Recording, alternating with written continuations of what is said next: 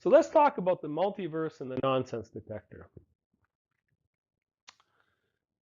When we calculated probabilities, we needed a way to make this meaningful.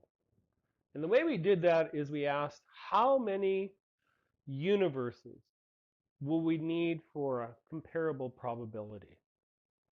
And when we talked about the universe there, we talked about the chance of selecting a single event if we had all of matter through all of time generating the fastest rate of events.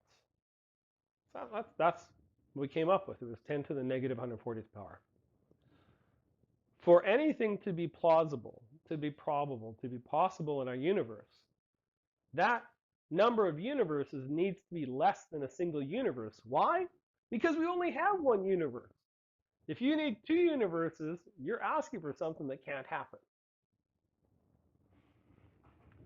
We found the energy needs of the first cell being met by chance resulted in needing 35 million universes, which again is all matter through all time at the fastest rate.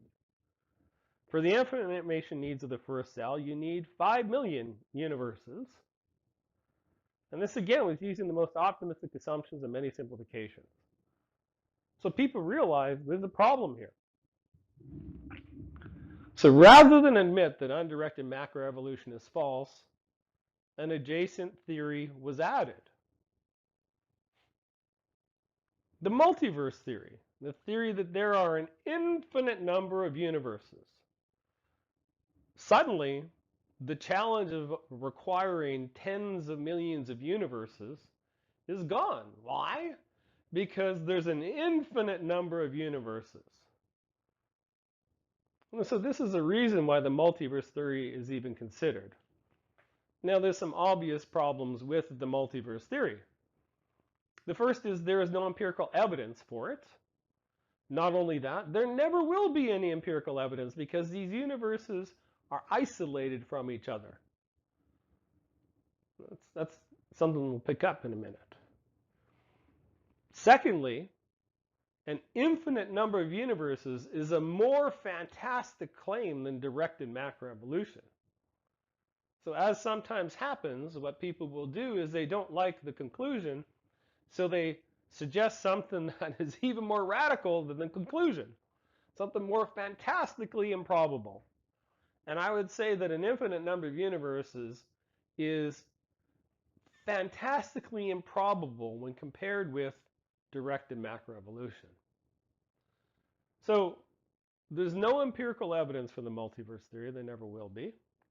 The multiverse theory is a reaction to undirected macroevolution being false. So why is it here? What is it? Well, I think this falls under the category of religious evolution. That people need undirected macroevolution to have a worldview of atheism, and so they construct any story that will, help their worldview survive. So it's a story, it's a narrative, and a story is not an explanation.